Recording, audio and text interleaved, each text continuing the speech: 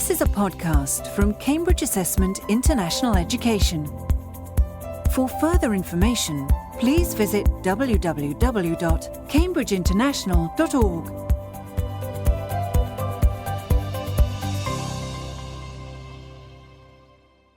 Hello and welcome to the latest University Admissions podcast from Cambridge International. My name is Roshan Walkley, one of the recognitions managers here at Cambridge International, and today we're focusing on applying to and studying at the University of Cambridge in the UK. Cambridge has a long history of world-leading teaching and research, receiving its Royal Charter in 1231. The university now comprises 31 colleges and over 100 academic departments, organised into 6 schools. At undergraduate level, students can study a wide range of disciplines ranging from architecture to theology, music to chemical engineering. The university attracts applications from a wide variety of students, and today around 25% of undergraduates are from outside of the UK. To guide us through the process of applying to the competitive courses at the university, I'm delighted to be joined by Dr. Sam Lucy, Director of Admissions for the Cambridge Colleges. Sam, perhaps we can start with an outline of your role both at a college and university level. Yes, thank you. So I'm admissions tutor at one of the colleges, Newnham, which is one of the all-female colleges. And I'm also director of admissions for all of the colleges because Cambridge is a little bit unusual in that it is the colleges, the academic institutions that are the colleges which admit the students. And so essentially you have 29 different admitting bodies to one university. So my role is to make sure that all of us are doing the same, carrying out the same procedures and using the same criteria when we're selecting our students. So my role there is essentially a coordinating of policy and practice. Thank you, and thanks to all of our schools and our learners internationally who have sent in some questions, which we'll come to in just a moment. But before we come to those, could you just tell us, and you did briefly, what it means to be a collegiate university and what that means for the undergraduate experience? Yes, so all universities will have departments and faculties, so the institutions that carry out the bulk of the research and the teaching. And Cambridge obviously has that too. But what Cambridge also has are these institutions that are called colleges. And a college is essentially a medieval institution. They originated as the sort of domestic houses in which the students received a lot of their teaching, and they've evolved into academic communities in their own right. So a college will normally have undergraduate students, which it admits, postgraduate students, so people undertaking masters and PhD qualifications, and then also academic staff, often called fellows. Fellows can also be female these days. It was originally an all-male institution. And the fellows will also be associated very often with those departments. But what a college gives you is an academic community with all different levels represented. So it's a very nice way of joining up all those different groups. So unlike another university where you might just be in a hall with other first years or in a department all with fellow archaeologists, which is my subject, for example, in a college you'll have people of all different years, all different qualification types, and also all different subjects. So you might be an English student, your best friend might be an engineer, for example. Thanks, Sam. So for a student who is at the stage of GCSE and perhaps starting to think about their subjects for their international A levels or their pre-U, what advice would you give around picking the correct subject? It very much depends on what direction you think you want to go in. So it's an easy question to answer if you know you're a scientist. So if you know you're a scientist, there's a couple of very obvious combinations. If you think you're more of a biological scientist or a medic, then the combination of maths, biology and chemistry is a very sensible one to do. If you think you're more on the physical side of natural sciences or engineering, then maths, physics, chemistry and sometimes further maths will be a very, very good choice for those set of subjects. On the art side, it's a much more varied setup, but there's also fewer expectations of what A-levels people are coming with. But the thing I would advise is if you know what subject you want to come and study at university, have a good look at the university websites and see what subjects are required or preferred, and that will guide you. If you don't know what you want to study, but you think you're more broadly on the arts, humanities, do be aware that actually a mixture of arts and science subjects at A-level is still quite a positive combination there. We're not expecting all of our arts people to come with just arts A-level. So, a mixture of maybe history, English and maths could be a great combination for a lot of subjects, for example. But look at the websites for guidance if you do know what direction you're heading in. Thank you. And in terms of the application process and the selection process, how important are the grades that a student achieves at their IGCSE stage in that overall selection? So we do look at GCSE profile, but we look at it in context. So we look at it in the context of the school where you've achieved those. That means if you're at a high attaining school, then we have pretty high expectations of your GCSEs. We're more interested, though, at how you're doing at the later stages of schooling, so the equivalent of A-levels. So we're particularly interested in seeing people who are thriving in the A-levels that they're doing. If something has affected your IGCSEs, if there's been difficulties at home or school, for example, the university does have an extra reference, really, that can be submitted. It's called the Extenuating Circumstances form. So, for example, if you were ill throughout your GCSEs and it affected your grades, we'd expect there to be an Extenuating Circumstances form just to explain a slightly odd profile. So we look for sort of aberrations, but broadly our expectations are that the sorts of candidates who are applying to us at Cambridge are people who are operating at the upper levels of whatever qualification system they're in, and that would include IGCSEs. And for many of our learners applying from overseas, they'll be required to provide a level of their English language proficiency. Is the English language IGCSE acceptable for that? So, again, have a look at the website and see what the expectations are. One of the things that if you are a Tier 4 visa holder, so some countries, their students will require a Tier 4 visa in order to come and study in the UK. That might have quite different expectations in terms of language. So very often the English language requirement will involve the 4 key skills of listening, speaking, reading and writing. And some of the paper-based qualifications, for example, might not assess some of those. So I won't kind of give chapter and verse about what's acceptable and what isn't, but the up-to-date guidance is all on our website. The other thing that is possible is that through our assessment and interview process, our academics can occasionally certify that you meet our English language requirements. So sometimes you don't need a qualification because we essentially sponsor that visa and we have said that you meet our requirements. So one of the latest qualifications that we've launched here at Cambridge International is the Cambridge International Project Qualification, the IPQ. Mm-hmm. How are project qualifications such as the IPQ looked at as part of the admissions process? We look at them very positively, but we don't include them normally as part of an offer. So for a long time, our UK-based students have been doing the EPQ, the Extended Project Qualification, and IB students will be doing the Extended Essay. So these are all very comparable products, if you like. And we view them very positively because they encourage the development of skills that are really important for university. Thinking about a subject in broader academic terms, defining a research topic, going out and collecting data or evidence or doing the wider reading to support an argument, and then structuring writing at length. So these are all really positive skills. So we really like it when people do use opportunities like the EPQ or the IPQ to develop those skills. Particularly, I would say, in the more essay-based subjects, if that's the sort of project that you're doing.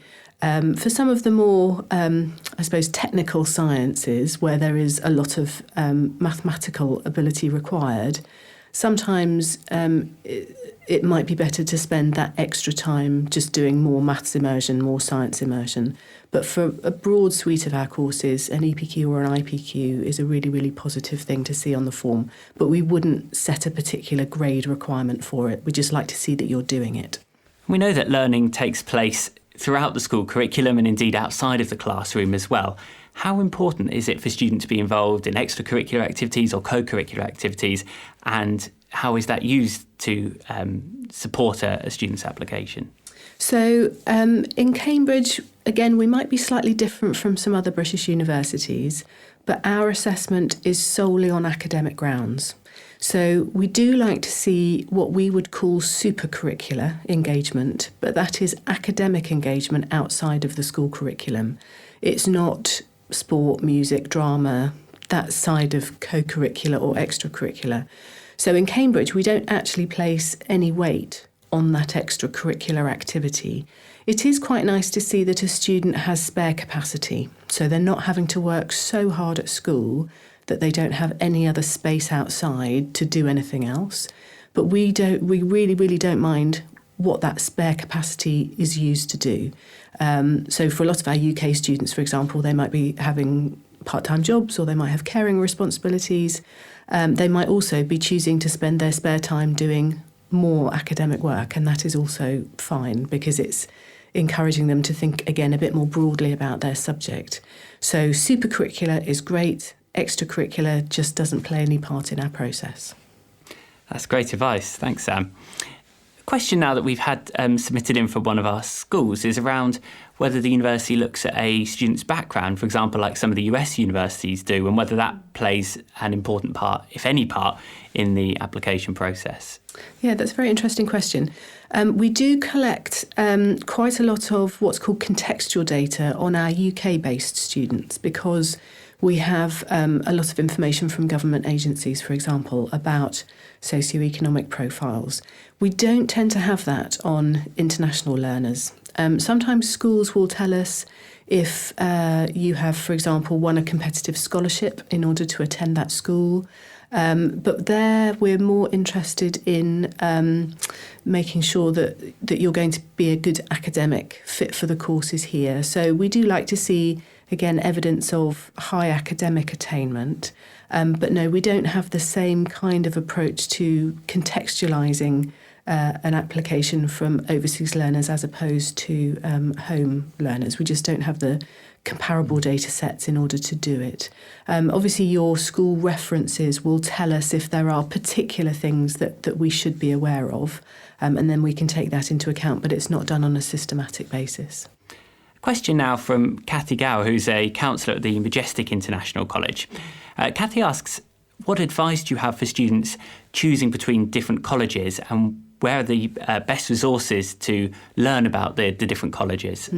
So I think, again, websites is a good resource. All colleges have their own websites, and then there are guides to different colleges on the university website pages. But I think my best piece of advice would be to not spend too long deciding and choosing between. It's something that could take an enormous amount of time. But actually, the colleges, they really are more similar than they are different. They might have different architecture, they might have different catering arrangements. So I think if you did want to make a choice, I would make it on domestic grounds, essentially. Is it the type of living environment that would suit you? You might be interested in location, whether you can sort of use the gardens, whether there are sports facilities, that kind of thing might be what sways you between one and the other. You can also make an open application, so you can just put an application into the university and you will then get allocated a college.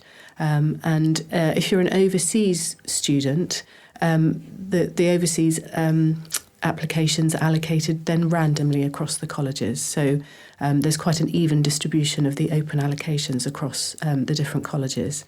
It doesn't make any difference for equally qualified students whether you make an open or a direct application, so it is absolutely valid. But what I would say is if there is one college where you definitely don't want to go for whatever reason, then don't make an open application, because of course the chances are that is the one you would get allocated to. It's just something that will happen. Thanks, Sam. Another question now, this from Naveen Ahmed, who asks, for international applicants, how important is it for them to have attended a summer school or visited the university before making an application? And if they have attended something like a summer school, is it looked at favourably by the admissions tutors? That is another interesting question. So what we don't encourage actually is attendance at commercial summer schools. There are other outside organisations that essentially they don't pretend to be a part of the university, but they use quite a lot of university imagery in selling their product. And these organisations aren't given any sort of approval by the university or by the colleges. So if it's a university-run summer school, then it can be quite useful in terms of helping you think about your course choice, getting you a little bit of insight into how the education here works. But we don't offer any sort of approval or anything for the commercially run summer schools. So do be slightly wary of outside organisations trying to pass themselves off as providers on our behalf, because they really aren't. There are lots and lots of different ways of engaging with your subject. A lot of it is available online. Obviously, if you're overseas and you're thinking about coming to the UK for university, it can be reassuring for you if you do have the resources to come and visit and make sure it is an environment that you would be happy in. But there's really no requirement to do any kind of summer school organised activity. Just coming for a visit, having a look around, maybe coming on the university open days, visiting some colleges. That will give you enough of an idea about whether this is an environment that will suit you or not. Moving on now to preparing an application. We have a question now from Jian Wenmeng from Beijing 21st Century International School, who asks whether it's okay to quote from others when putting their personal statement together. So I've heard someone else discussing this before, and the point that they made was, why would you use somebody else's words instead of your own? You've only got 4,000 characters in your personal statement. Why would you give some of those to somebody else? Quoting from people in terms of famous people, it might serve to illustrate a point, but you could also put those thoughts into your own words. What you must not do is copy from other people, because that's plagiarism, and that will be picked up through the plagiarism detection software that UCAS uses. So don't take things from other people's personal statements, and ideally put your own ideas, your thoughts, your enthusiasm for your subject into your own words in your personal statement. Thank you. Now, one extra part of the Cambridge process that's slightly different from other UK universities is the extra forms to fill in, so the supplementary application questionnaire and the COPPA. How is that information used as part of the admissions process? Is it just a case of some extra context to help? Yes, so the COPPA and the SAQ enable us to ask more questions that don't get asked on the UCAS form. So sometimes it's banal as this is the subject mix that you want to apply for. If you're applying for modern languages, for example, that's where you tell us which languages you want to study. It's where you tell us whether you're a biological or a physical natural scientist. We also ask questions about what topics you're currently studying, and that can help us when we're designing the interview content to make sure that either we're asking about something that everybody studied or that nobody studied, to make sure it's a level playing field. And then there's opportunities on there for you to tell us additional things as well. So everybody gets the opportunity to write an optional personal statement. Now that's only an extra paragraph, but it can be very helpful for those people who are applying for courses at Cambridge that don't exist anywhere else.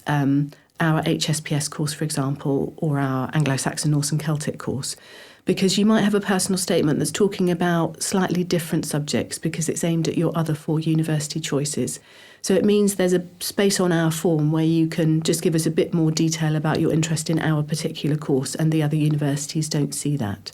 There's a couple of other boxes on there. We ask about, have there been any teaching difficulties?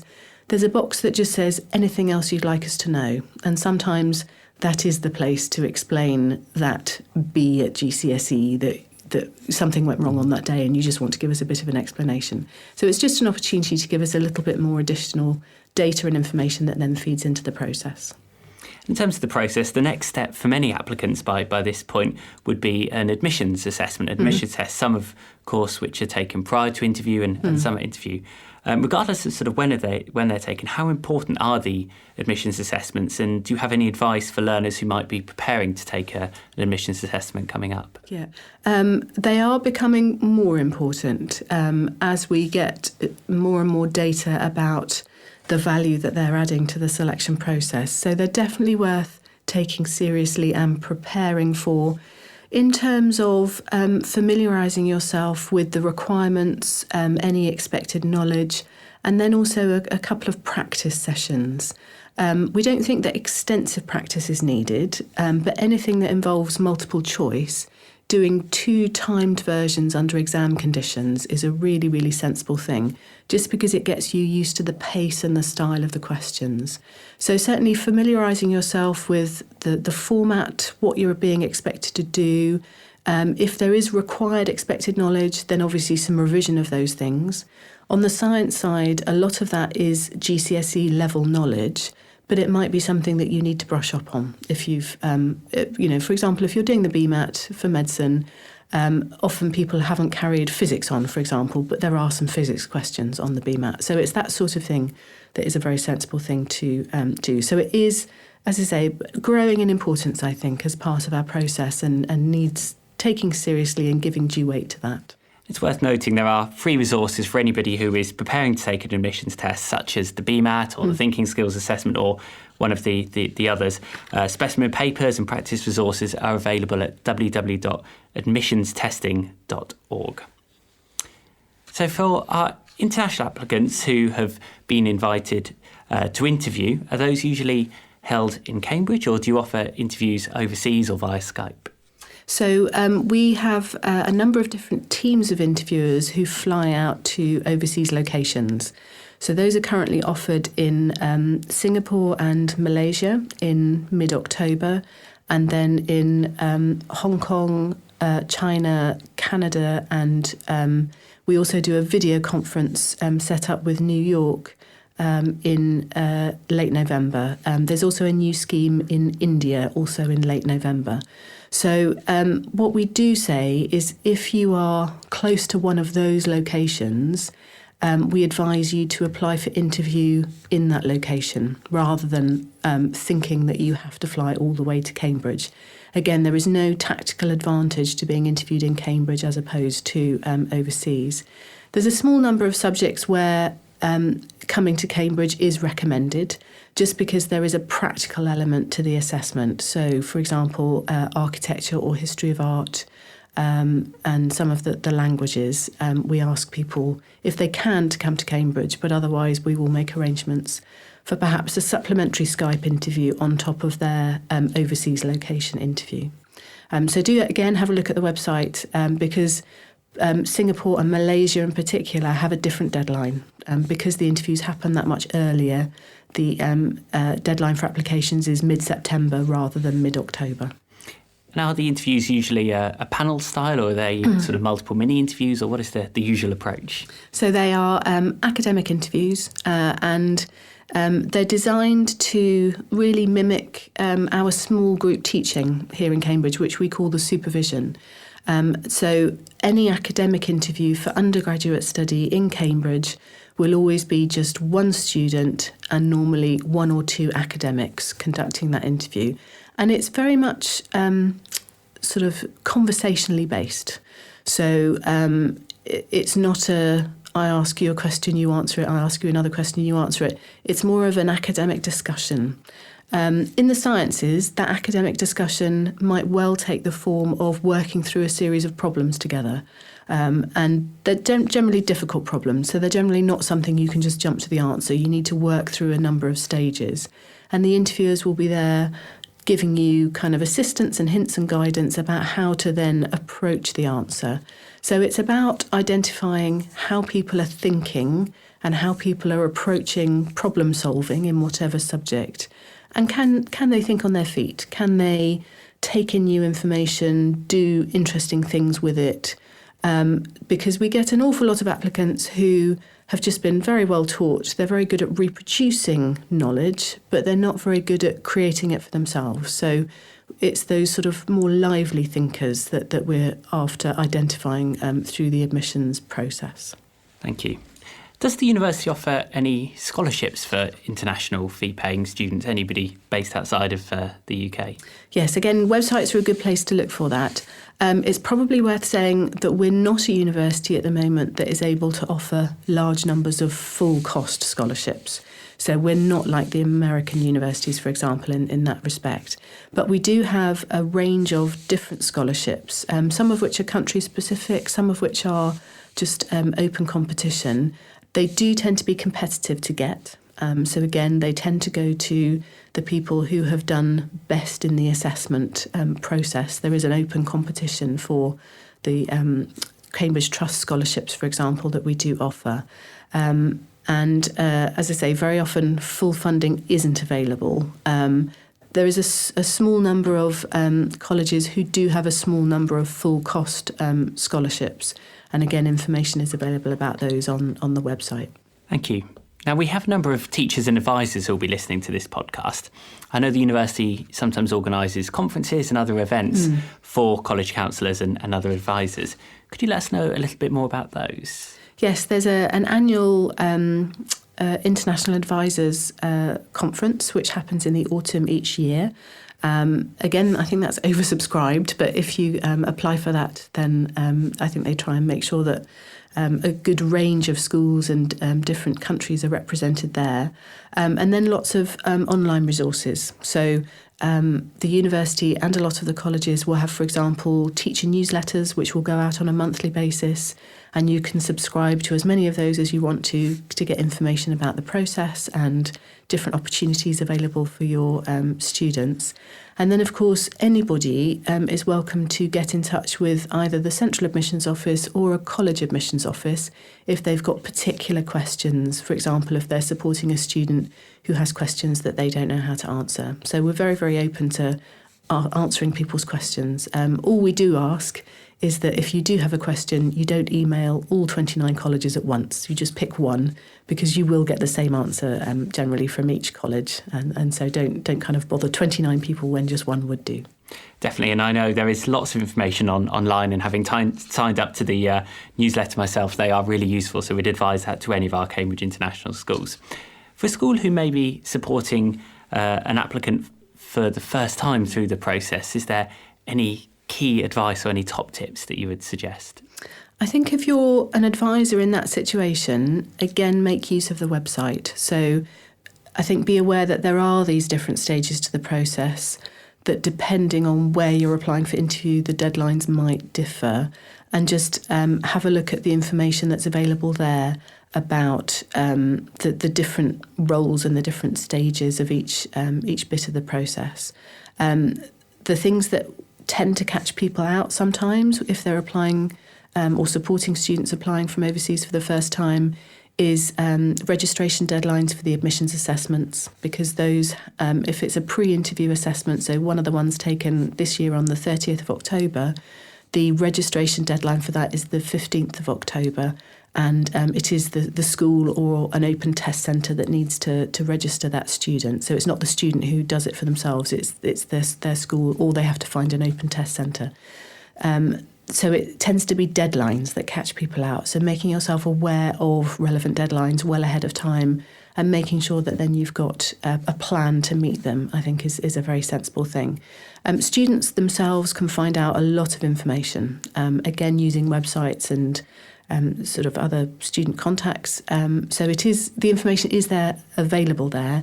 You just do need sometimes to seek out, particularly where it's sort of different elements of the process that might be a little bit unfamiliar. And Sam, any final advice or encouragement for a student who may be finalising their personal statement and ready to submit in just a few weeks ahead of the sort of process and the deadline coming up in October? I think one of the things that is worth knowing, if you're perhaps in an international setting and you're making applications to American universities alongside UK universities, is that it's a very different personal statement that's expected for the UK universities. We're not sort of assessing you as a rounded individual, so we're assessing you as an academic learner, and that's where the focus of the personal statement should lie. It's your academic interest in the subject, what you've done to pursue that interest. So you will find, if you're in that situation, that you're writing quite different admissions essays for the American universities and then a much more academically focused statement for the UK universities. And you only write one for your 5 UK universities. You don't write individual ones. Dr. Sam, Lucy, many thanks for your advice and your insight and for taking the time to join us on this Cambridge International podcast. And thank you to everybody who has submitted a question. So thanks for listening. And if you want further information about where your Cambridge International qualifications can take you, visit cambridgeinternational.org/recognition. Thank you for listening to this podcast from Cambridge Assessment International Education. For more podcasts and further information, please visit www.cambridgeinternational.org.